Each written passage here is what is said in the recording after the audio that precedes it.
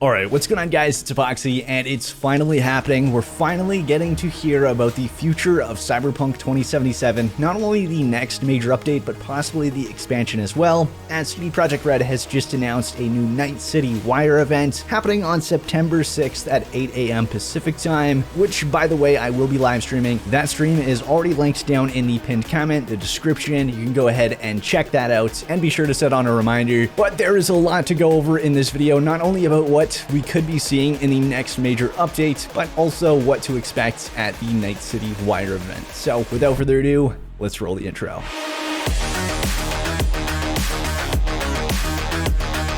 Alright, so there's a lot that we've known has been in the works for the next major update for Cyberpunk 2077, but there's also a lot that the developers have hinted at and plenty we could be surprised with at this next Night City Wire event. There are also things I'm going to suggest that you don't expect from this event, but we'll get into all that in a minute, as we actually knew this was coming a few days ago, as I tweeted out acknowledging that the next major update was imminent, as not only was the QA build for the game updated, as could be seen on the Steam database, but CD Projekt Red had also reopened key requests for content creators and press for the game, which had been closed since launch, so it's pretty obvious that this was coming. It's something I had spotted by complete accident and got some juicy responses. As not only did Marcin Mamat, global community director at CD Projekt Red, respond with a solid GIF to joke about the discovery, but he also hinted at one of the likely things coming in this next major update, which I think Xbox fans will be quite glad to hear about, but we'll be going over that later on in the video. So that brings us to the announcement this morning for the Night City Wire Edgerunners special, which will be taking place on Tuesday, September 6th at 5 PM CEST or 8 AM Pacific.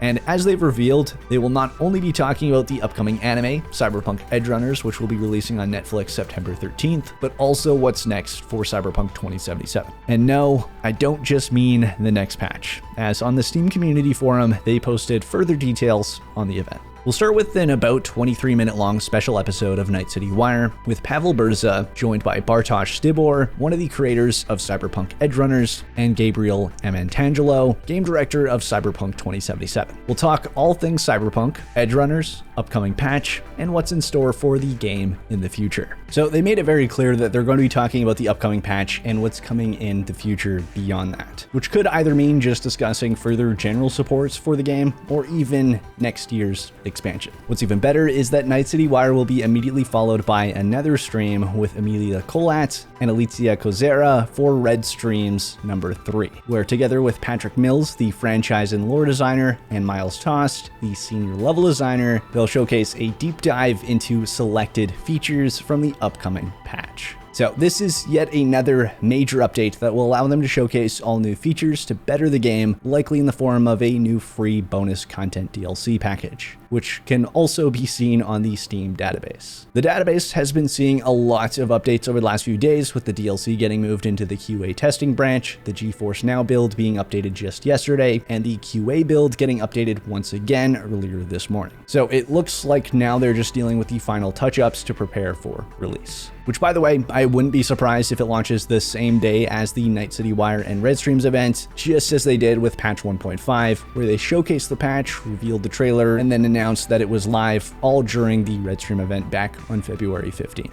The other option would be to release it the same day as Edgerunners on September 13th, but I think they'll want to release it prior to build up buzz around Cyberpunk again before the anime series releases. That way they're not overlapping with trying to grab your attention. Either way, we know it's releasing within the next 2 weeks. So what some of you might be wondering now is what we can actually expect from this next major update, which could either be labeled as patch 1.6 or even patch 2.0 if they're wanting to leap up there. And surprisingly, with how quiet CDPR has been, there's actually quite a few things we know will be featured. That's thanks to incomplete stuff being added in the game files following patch 1.5, things in the teaser for this new event, and stuff that the developers themselves have hinted at. One of the biggest things that will most certainly be in the next patch is the Transmog system, which is actually already accessible on the PC version via a console command, and while it is very much incomplete in its current state, only allowing you to hide your headgear, I would expect this feature to be more fleshed out and flexible in the official release, with at least having the same functionality across all apparel slots. but hopefully it actually gives us the ability to change the style of our apparel as you expect from a proper transmog system. There's also quite a few weapons that we could see added with this next patch, which were also added in the game files with patch 1.5. That includes a new power LMG called MA70, a smart pistol called Kappa, a power SMG called Senko, a precision rifle called Kolak, a power assault rifle called QB, a chainsword, a fanged axe,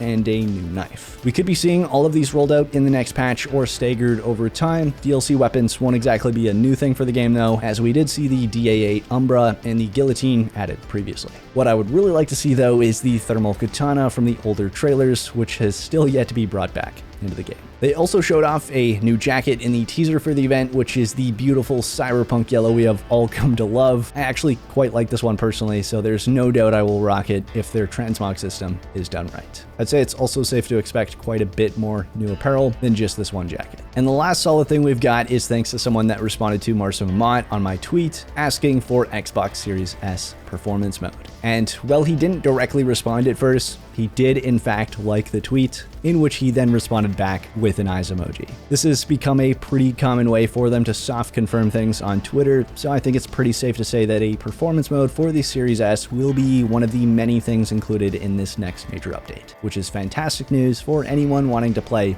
on that specific console. Of course, there is also their mention of what's coming next for Cyberpunk 2077 following the new patch, which could either entail further major updates being planned or a sneak peek at the expansion coming sometime next year. Now, what about other things we could see or hear about from this event? The first of which is New Game Plus, a very common feature in the industry that adds instant replay value for many, allowing you to carry your build, character, and loot into a new playthrough. This is one of my most desired features to be added into the game and is honestly very likely, as this was a feature added 3 months after The Witcher 3 released, and one that has been highly requested in the community for Cyberpunk. Another big one that could happen but is less likely at this point is more fleshed out modding support for the game, which they had even previously hired modders from the community to assist with, so I do question on whether or not this is still happening or if it kind of got chopped. So this is more of an unknown at this point, but it would definitely be a huge deal for the longevity of the game on PC. We already know how good it works for Bethesda Game Studios with Fallout and The Elder Scrolls, so it would be awesome to see for Cyberpunk. There are a lot of things people could do. That said, we never got proper modding tools for The Witcher 3 either, and now with their switch to Unreal Engine 5 for all upcoming projects, it could be even less likely now. As for things that aren't impossible, but I would say definitely don't expect, first of which is third person, which is honestly at this point a little too far-fetched for them to do. It's not really impossible, it's just very unlikely for them to remake all the animations in third person and working around the many issues that come with putting a third person perspective into a game designed around first person. That said, they have been putting a lot of emphasis on styling your character, such as the ability to change your appearance at the apartment, new clothing, and the upcoming transmog system. So I won't say it's impossible, just very unlikely at this point. The other is information on the Cyberpunk multiplayer game, which, by the way, isn't confirmed to be canceled, as some people claimed previously. It was just mentioned that it was being reconsidered. That said, they have claimed that there won't be any further projects using the Red Engine, so if there ever is a Cyberpunk multiplayer game, it won't be anytime soon. And the last one I want to add, just because I want to briefly showcase a wonderful mod for the game, that being flyable vehicles. This is one of those features that would have definitely been great to see in the game from the get-go, but I just don't see them adding it in post-launch. That said, the mod author did a damn good job on doing it for them, and if you want that kind of experience, that mod is available to you. There are a lot of things that we could think of that would make Cyberpunk 10 times cooler, but the same can be said about every game in existence, so I think some people need to temper their expectations for what is reasonable with a game update.